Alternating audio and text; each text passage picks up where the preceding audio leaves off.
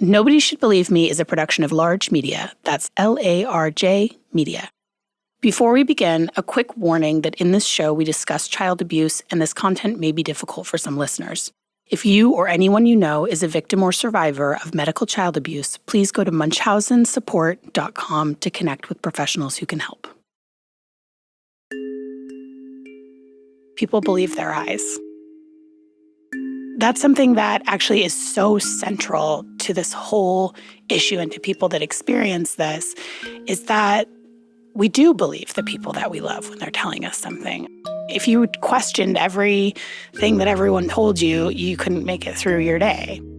My older sister has been investigated over suspicions of abuse brought by the doctors who were treating her children.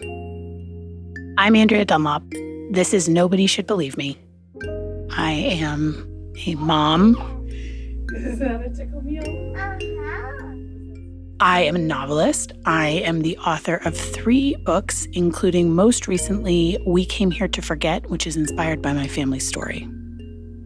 My sister has been investigated for Munchausen by proxy child abuse on 2 occasions that I'm aware of, though I want to be clear that she has never been charged with a crime. I'll get into a little bit more detail about my family's involvement in the first investigation in a future episode. The second investigation concerned her younger child, whom neither I nor anyone in my extended family has ever met, because we've been estranged from her for over a decade. The extent of my involvement in the second investigation was to share truthful background information with a detective who reached out to my family and several other relevant authorities.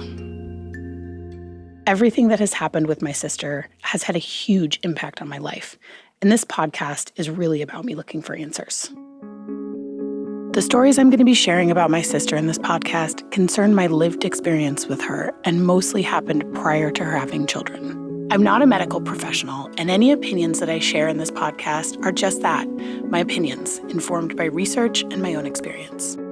We're going to be getting into all of the nuances of this in future episodes, but I wanted to start you off with a working definition of Munchausen by proxy because there is so much confusion around this term. We used the term Munchausen by proxy a lot in this podcast because it is the most well-known of the terms used for this. But Munchausen by proxy actually encompasses 2 different things. One is the act of medical child abuse, which involves a parent or caregiver fabricating, exaggerating, or inducing illness in their child. The second is factitious disorder imposed on another, which is the DSM term for individuals who commit medical child abuse in order to obtain emotional gratification. So even though this is a mental illness, it is rarely diagnosed, and it's never diagnosed in the absence of a conviction for medical child abuse. Even in the most famous case of our era, the Dee Dee Blanchard case, she was never officially diagnosed with factitious disorder imposed on another or Munchausen by proxy. She was also never charged with a crime.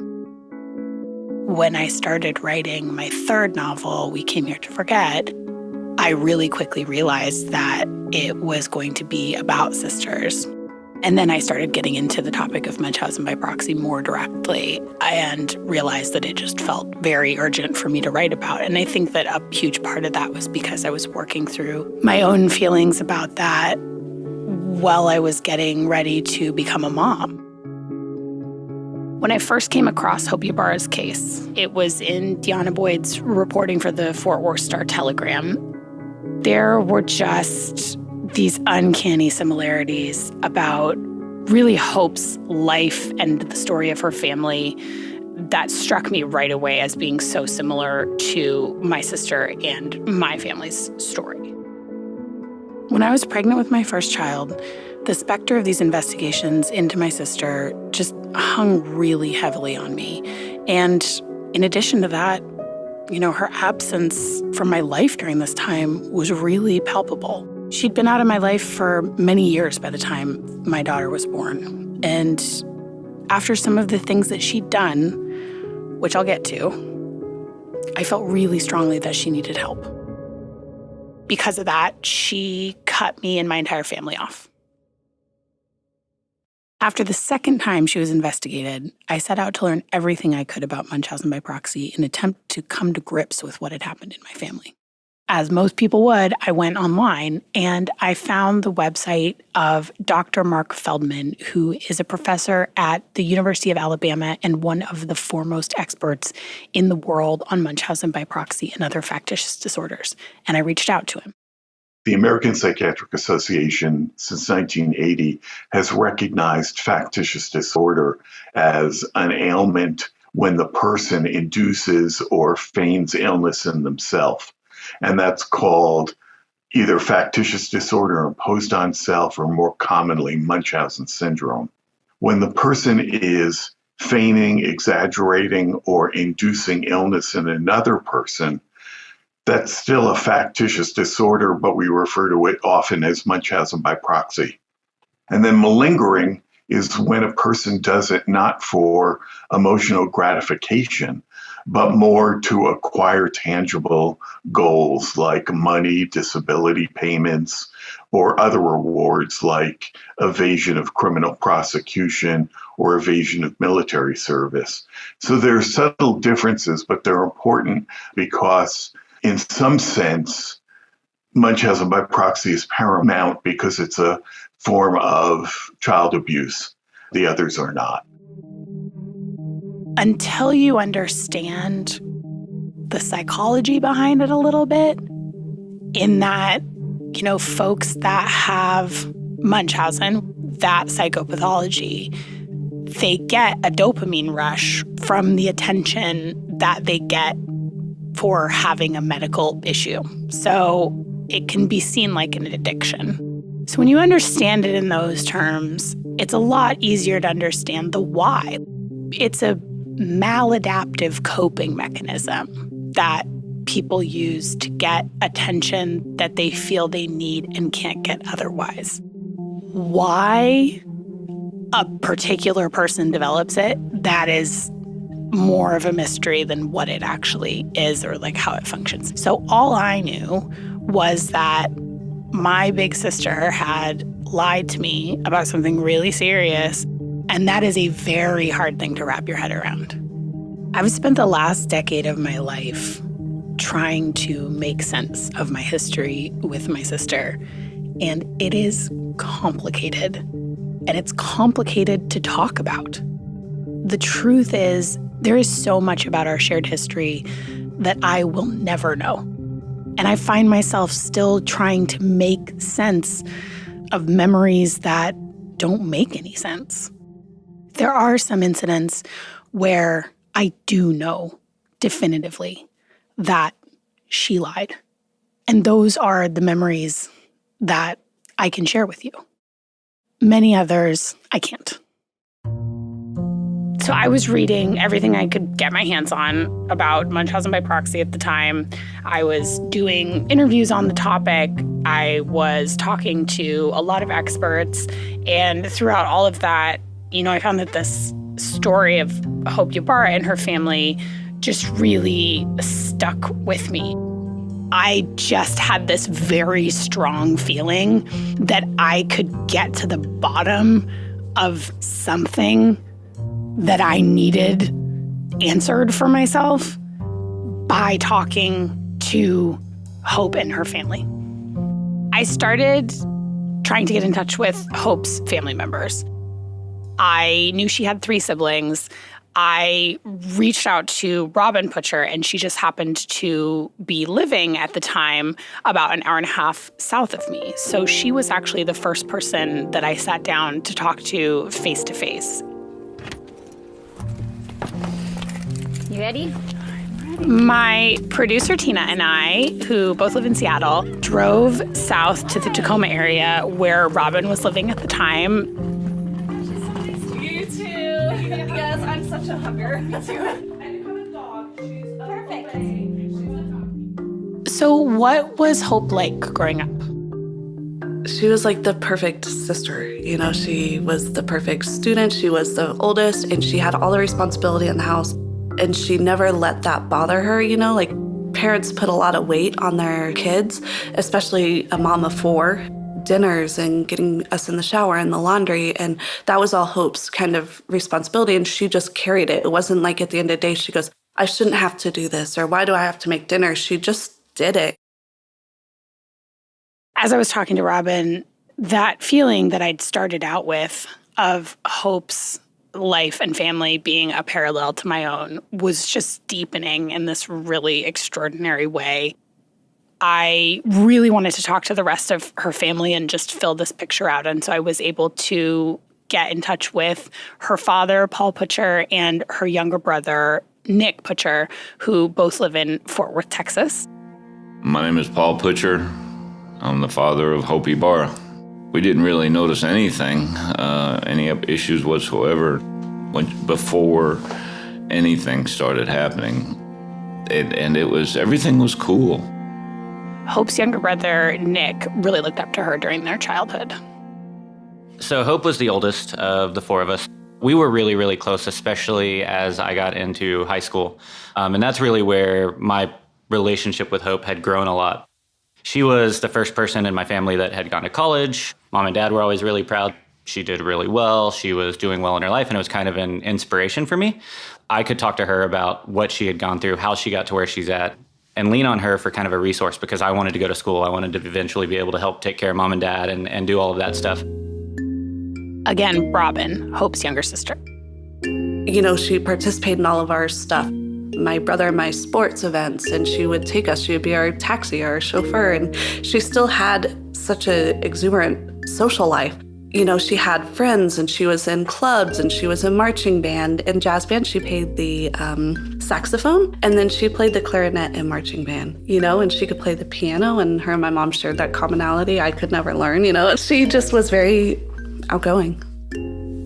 I'm just sitting here smiling because I think talking about this part, it reminds me so much. You know, my sister was so fun. She had this incredibly light-hearted personality. She was magnetic. She was smart. She always had a ton of friends. She had this really close circle of friends from band. She played the French horn. I looked up to her in terms of, you know, just in the way that little sisters look up to big sisters. She just seemed to have things, you know, more figured out. She always had boyfriends. She's incredibly warm, very smart, and so funny, so silly. People loved her. Pretty, green eyes, really all-American girl next door. Sounds like Hope was really similar. So striking to me. That's scary. Yeah, it's almost like it's a little eerie. There was certainly a definitive moment where I lost my sister. You know, 10 years ago, I remember really vividly having what may turn out to be the final conversation that I had with her in my life. But at the same time, I also felt like I lost her little by little. In my memory, there's a person who is this funny, vibrant person with all of these interests. Someone who's a swimmer, loves horses, and who was the partner in crime to all my childhood adventures. Someone who was this loving, warm person.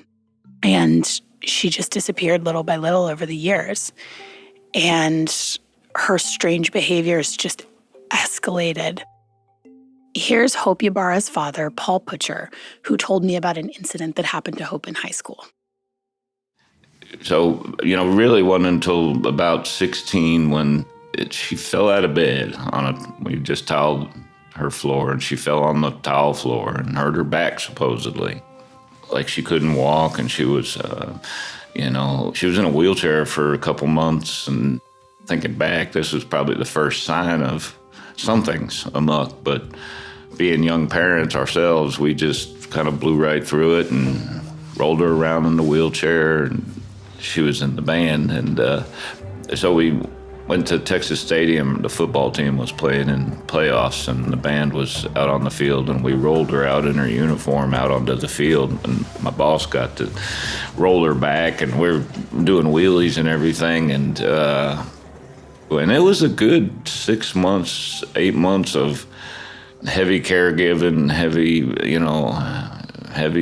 love, and for all of us. And finally, she got better, but there was no rhyme or reason.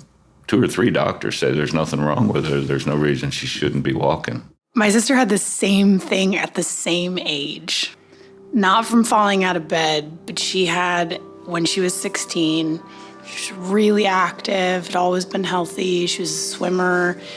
And she had this mysterious back injury and it wouldn't go away. And she was wearing this big plastic brace.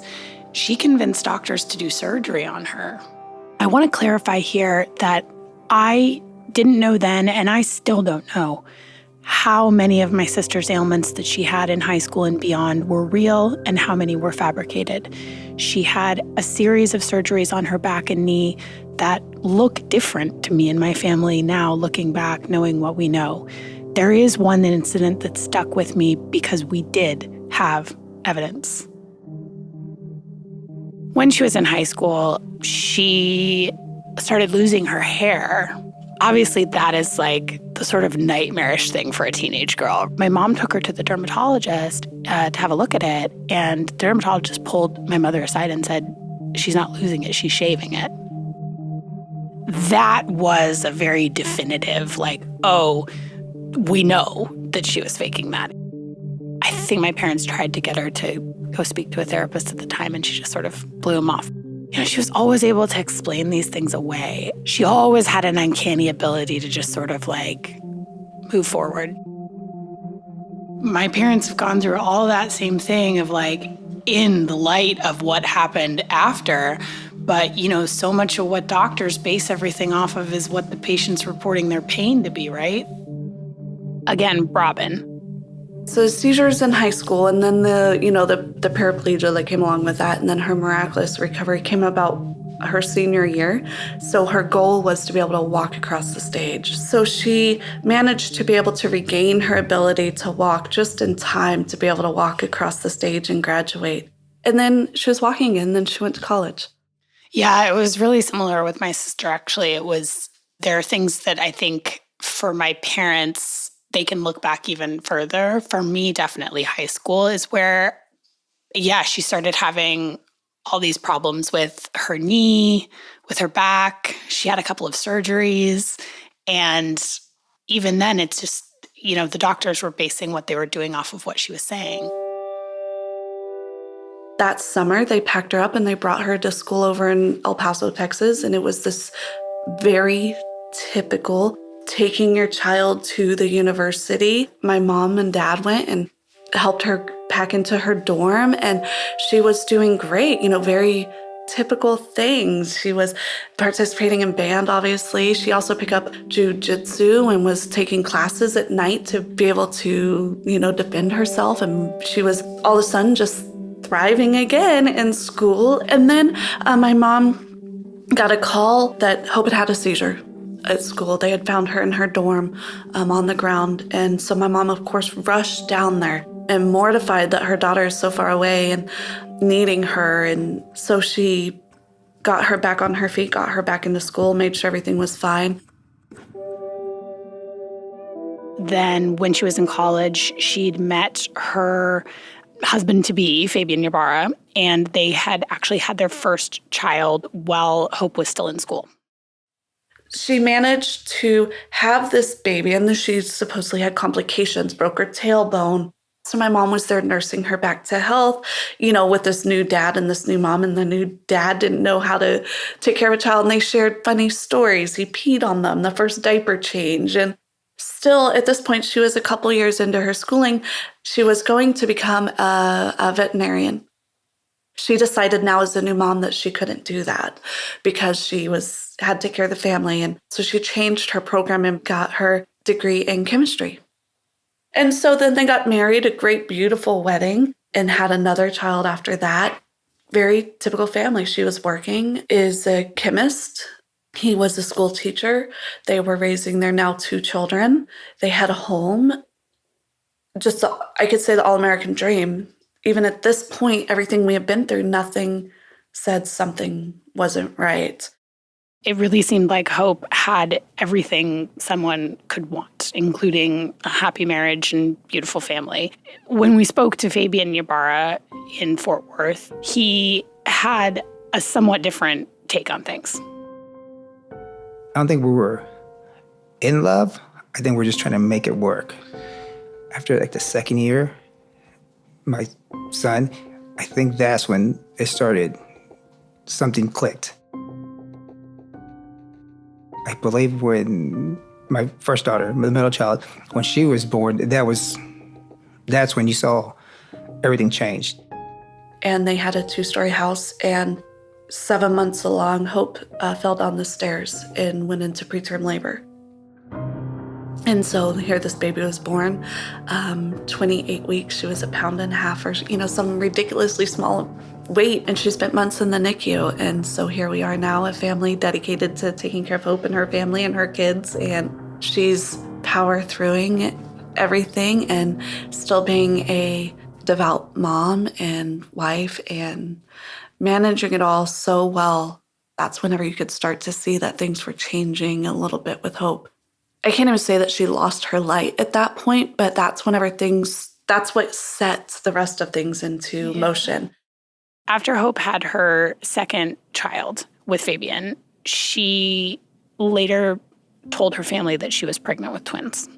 This detail of the pregnancy with twin girls really stuck with me because we'd had an identical situation in my family where my sister told us that she was pregnant with twins. So when I was in my 20s, she was with a partner and she got pregnant. They were engaged, so it was a really exciting thing. It was like a really happy piece of news. And she told us that she was having twins and they were, twin girls. And I was living in New York at the time. Saw her when I was home for Thanksgiving, and I was so excited. I knew their names. We bought gifts. My parents and we were all out of town. I think we were out of town together. We were in Las Vegas. And my sister called us. She was about 6 months pregnant at the time, so pretty far along. She called us, and she said that she was going into labor early, and she was going to the hospital. And my parents scrambled to get a flight home. She was calling and giving us updates, and I was having these long conversations with her, and she was saying, they've got me in the hospital. They're holding me upside down so the babies stay in, kind of like a little bit gallows humor about it. And then she lost the babies. And I was so sad. I was so sad for her. I was so excited to be an auntie, and I really felt that grief of losing those 2 little girls. And then things started to unravel really quickly. I think it was my dad who called me and said, there's something about all of this that's not adding up. And I spoke with a friend who my sister had told me took her to the hospital when she was losing the babies. That friend told me she had the understanding that my sister's fiance had been the one to take her to the hospital and that they'd been there together when she lost the babies. That was impossible because he was living in Tennessee at the time and, unbeknownst to me at that moment, was no longer her fiance.